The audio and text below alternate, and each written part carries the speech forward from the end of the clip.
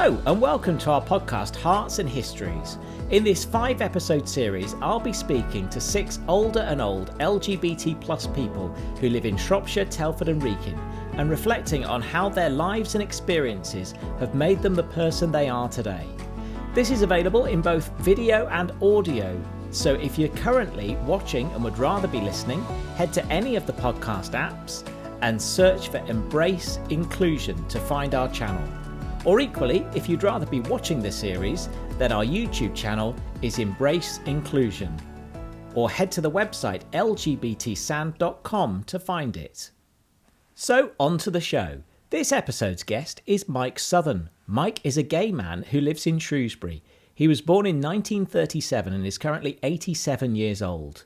This conversation was absolutely fascinating. He shared memories of his childhood, including the dual discrimination he suffered due to being both an illegitimate child and homosexual. He also spoke of being arrested for cottaging when he was younger, but that how he found a community of LGBT plus people when he moved to Shrewsbury. We hope you find this episode really insightful, and that after listening to this conversation, you'll be able to better understand the older and old LGBT plus people you interact with as part of your work. Welcome to the Hearts and Histories podcast. Mike Southern, thank you so much for joining us. Let's go back, Mike, to your early childhood. So where did you grow up, first of all? Well, I was born in Liverpool, but I grew up in Knutsford in Cheshire, which was a typical small town community. They had small minds, I have to say, and I use this word repression, and it was very much in evidence in my growing up. So what do you mean when you say repression? What do you mean? Well, take me. I was born illegitimate, so nobody ever said anything to me about my origins or who my father was. It was all hush-hush and, not talked about. And I lived with my mother, and there was never any men in my life. They were always women fussing around me and bossing me, really, which I didn't like. You didn't like that? You didn't like that? No, I didn't. No. And I was always sort of stamped down on. I think it may have been partly to do with, children who were illegitimate were stigmatized to a certain extent. Certainly unmarried mothers were, and their offsprings tended to be tarred with the same brush. And so that was from other people. And I guess in a small town, did you feel that more than maybe you would have done well, as a child, not so much. It was when I got older and, as a little boy growing up, you're curious. And it was always an unspoken word. My illegitimacy was always an unspoken word. It was always... I knew, that I was born out of wedlock, but it was one of those subjects that was never discussed. So how did it make you feel then, knowing that but not being able to talk about it? It made me feel different. Mm-hmm. It made me feel different because I grew up on a council estate, lots of kids to play with, but they were all, in close quotes, normal. They came from a household that were, they had brothers and sisters, a mum, a dad, and I was sort of in this household where I had my mum, no father, and she lived with her aunt and uncle. So I was very well bonded to my mother at the age of 8 years old, and then suddenly my life changed dramatically because she fell in love with an American man, and I was extra to requirements. So she left you, basically. She left me and went to live in America. And so who raised you? I don't know too much about that because I think my memory has been erased somewhat as a self-protection. But I remember her going out of my life. I remember her wedding day, but there was never any goodbyes or hugs or anything. She just kind of went out of my life. This was 1945. 1946, I have got the adoption papers at home. September 1946, I was adopted by her aunt. What impact do you think that had on you as a person? Huge. Like? Yeah? Huge. I mean, it's bound to. On me, it was huge. It was traumatic, disturbing, but, I didn't have anywhere to go, so I sort of, a bit of a survivor in a way, I suppose. My mother used to send me gifts from the States, which in some ways was counterproductive because I got these huge parcels from the States. It was all rationing in this country, so I used to get these wonderful parcels from the States, and they were like opening Aladdin's caves. And, what sort of things were in there? What? Oh, you name it. There were things that we couldn't have here. Hershey bars, you may have heard of. Yes, chocolate bars. Yeah. Lifesavers, they were like little tubes of sweets. All sorts of bubble gum. I remember my school friends saying, "Where did you get bubble gum from?" I'd be playing out in the street with my friends, and then my adoptive mother, in this booming voice she had, Peggy Mount character, "Your parcel's come." And I would light up because I would know that was one of the parcels from my mother in the States. That was it, yeah. Your parcels come. I'll never, ever forget those little shouted. I would be in the oven, you were playing, your parcels come, and I'd go chasing to see his parcels. It's a happy memory. It's a happy memory. That was. Yeah. But in some ways, it was difficult because knowing where the parcels had come from, it was bittersweet, and who they actually were sent by. So I kind of had a difficult emotional seesaw because I had my mother, my birth mother, of course, and then my adoptive mother, and I always had this difficulty. In my mind, I was calling my adoptive mother my mother. I didn't say adoptive, but I called her my mother. And always here, it was, no, you're not. Always. I never, ever.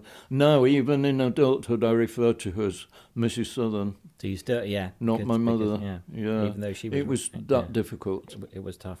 Let's move on then to your relationships. Let's move on to this moment, because you said it wasn't a light bulb moment when you realised that you were gay. Yes. So what happened? I can tell you.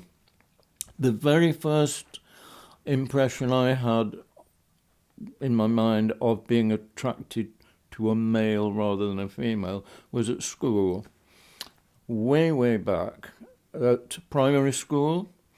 And we had a geography teacher called Mr. Wright. And that was thinking back, I always liked him.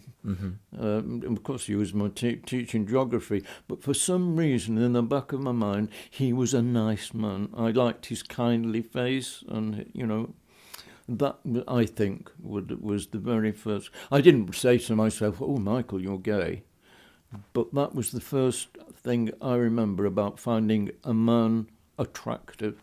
I'll say something in defence for my adoptive mother, by the way, because I didn't pass my 11 plus. But she, being the dictatorial, difficult woman she was, she did fight my corner. She enrolled me in a very good secondary modern school called Bradbury Central in Hale in Cheshire. And another person that I found attractive was a male teacher there. And I'm wondering whether those two men were, in my mind, father figures. Because you hadn't had that. That's right. Up. Yes. Correct. Yeah. So it may have been a double sort of... I liked them because I was a budding homosexual, and also they were fitting the mind, in my mind, what a father I would want, kindly, soft-spoken, friendly. When it comes to wanting a relationship, how did you find that situation, Mike? Well, remember the era we're talking about, we're talking in the 1950s. Repression was very much the order of the day. Okay. My adoptive mother was quite skilled in lots of ways. She was a very good cook and a very good housekeeper, very clean, very methodical, but she had a spare time job, and she worked in a local hotel cleaning the brasses and odd jobbing. And one day I went down to meet her. I would have been about 10 or 11. And she said to me, "Mike, do you know Tommy?" And I said, "Yeah, doesn't he work here?" So she says she's a waiter. She said, "He's not a very nice man. I don't want you to have anything to do with him." And later on, I found out he was gay. Okay, so Not a very nice man. So that's what she meant by that. And repression. He's not a very nice man. I don't want you to have anything to do with him. so knowing that now, how does that make you feel that she said something like that? It fitted in with the era, basically. The term gay didn't exist then anyway. You were homosexual. You were a homosexual. But going forward to my secondary modern education, then there was a pupil at Bradbury. I fell in love. That was my very first time I fell in love. And he was totally 100% heterosexual. Did he know how you felt? No, he never knew. No, he would have freaked out. And on one occasion, he'd left his cap at my house, and I took it to bed with me because it had his scent on it. So there were definite feelings there then. Oh, Mike. yes. There definitely yes. were, weren't there? But so difficult because, of course, I couldn't do anything about it. You mentioned repression, and this was obviously a very different time. So how did you, as you grew up, how did you go about forming relationships? How did you go about meeting other men when you got I'm older? ashamed to say something. I became a very good liar. Because remember the circumstances I was in. I was living with my adoptive parents, who were typical working class people in a little council house. They were both hard-working, honest, but they were very narrow-minded. I mean, I couldn't go to them and say, "By the way, I think I'm, homosexual, gay," as I say, didn't appear.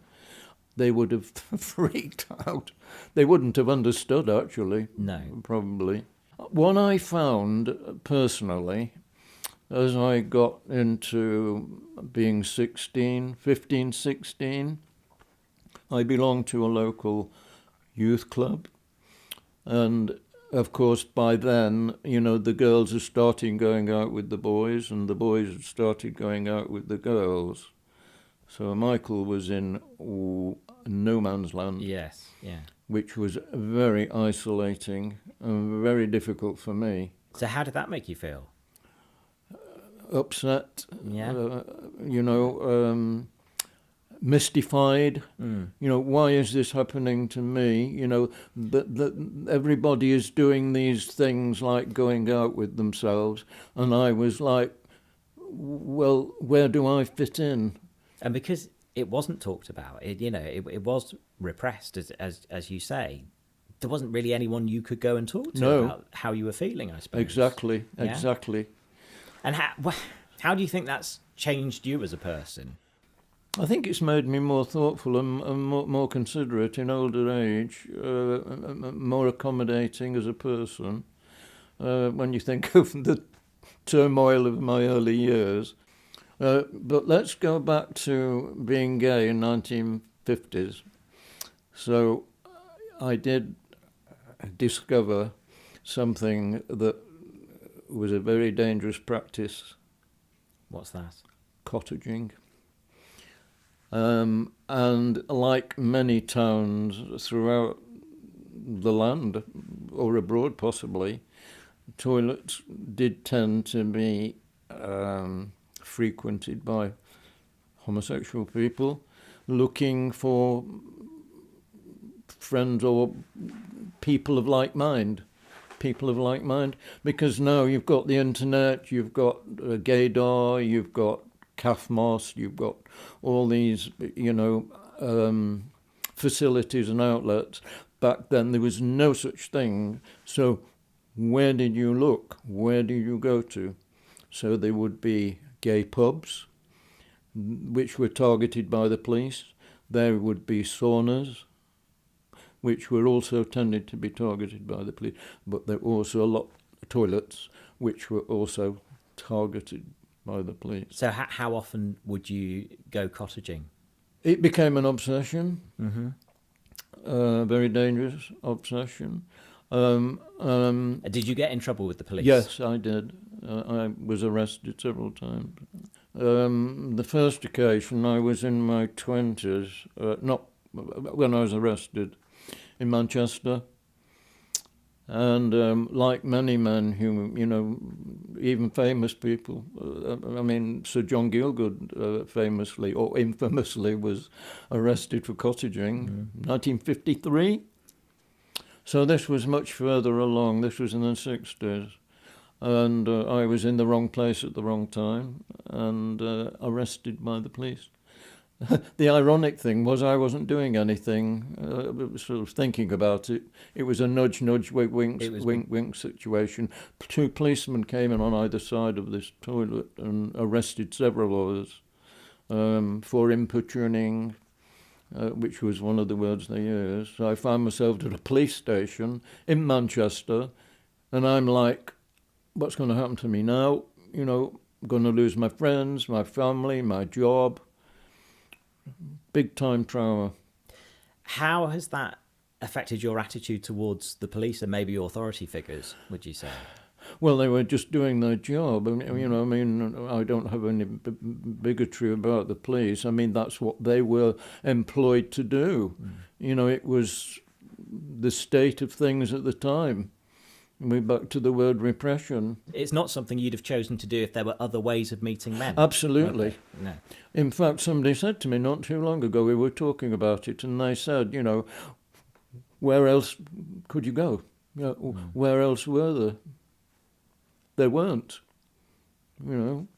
So, yes, that was pretty traumatic for me to be in court. Fortunately for me, I did keep my cool, and during the interrogation, I can't remember too much about it, but I remember not to panic and not to, get tongue-tied or anything, and I like to think I presented a good case to explain to them, people like me were repressed and ostracised, and they should step back a little bit and have some consideration. I kind of, in close quotes, escaped. I was very fortunate. What brought you to Shropshire, Mike? I retired in 1997, and suddenly it was like freedom. I can decide on what I want to do with my time. Came here. I do photography quite seriously, and I sort of realised what a photogenic town this was. And whilst I was here, I saw a poster in the window, and it was a flower festival that was being held in Shrewsbury Abbey. Yes. And I thought, photographic opportunity. So I go to the Abbey and inquire about taking pictures of this flower festival. And whilst I'm there, I needed the toilet. So I go across the road to this toilet, and there's somebody in there cottaging. And I'm like, oh, wow, and he turned out to be rather nice, and I'm like, you were rather nice, I got talking to him. And we sort of went outside, and we were on this bench talking, and from there budded a kind of relationship, and I fell in love with him. Wow. So basically, it was, first of all the photographic opportunity, but then love blossomed in Shropshire at a flower because of the flower festival. Well, you say blossomed. I think that's pushing it a bit. Is it? This story of my life is one-way traffic because I fell in love with him. He didn't fall in love with me. No. But he liked me, which is a different thing. Yes. He liked me, and we did get on. And then I was down Shoplatch, Samuel Woods, and I'm looking in the window in this little apartment, and I'm like, oh, that's just what I'd like to have. It's perfect. It's a bachelor flat, one of everything, one kitchen, one lounge, one toilet, and one bedroom. So I bought this apartment and moved from Knutsford. I was 65. It was quite a leap in the dark for a 65-year-old. Quite a leap, but you said, you'd retired, your time was your own, try something new. I did. So how do you find it being in the LGBT plus community in Shropshire? I think it's wonderful. Shrewsbury to me is very liberated. When I think back to where I lived in Knutsford, and even the present day, I can't ever imagine Knutsford having a Rainbow Film Festival or a gay pride. I just can't. Shrewsbury is, to me, and I now belong to, we have a group called Shropshire Senior Rainbow Friends, which I belong to. There's about 20 of us now, and I've made some new friends in that, which is nice. That's nice. And so you feel it's a good community. It was worth that move then in the end. Yes, it was. Yeah, it was the best thing I ever did. Best thing I ever did in my life. With the way that you've been brought up, would you say you're quite an independent person? I've had to be. Mm-hmm. If you needed help, do you think you would be able to accept help? Yes, yeah. I do. But we're a different society now. Mm-hmm. We're liberated. The LGBT plus, it didn't, even the term LGBT plus didn't exist when I was younger. So we've come such a long way. It's so encouraging. When I think of all the persecutions and difficulties and everything I lived through, to live now is like, I wish I was young now, and be able to be, have the freedom of speech that just wasn't there then. Changed dramatically for the better. Well, listen, Mike, it's been fascinating chatting to you today. Thank you so much for being here on Hearts and Histories. My pleasure speaking with you. Thank you. Thank you for listening to this episode of Hearts and Histories, brought to you by the Shropshire Rainbow Film Festival and Embrace a Culture of Inclusion. If you haven't already, please check out the other 4 episodes of this series, which are available to watch and listen to. And if you found the content useful, we would love it if you could share it with other individuals and service providers who work with older and old people. If this has inspired you to make your own provision more inclusive to LGBT plus people, then head to lgbtsand.com to see more of our resources.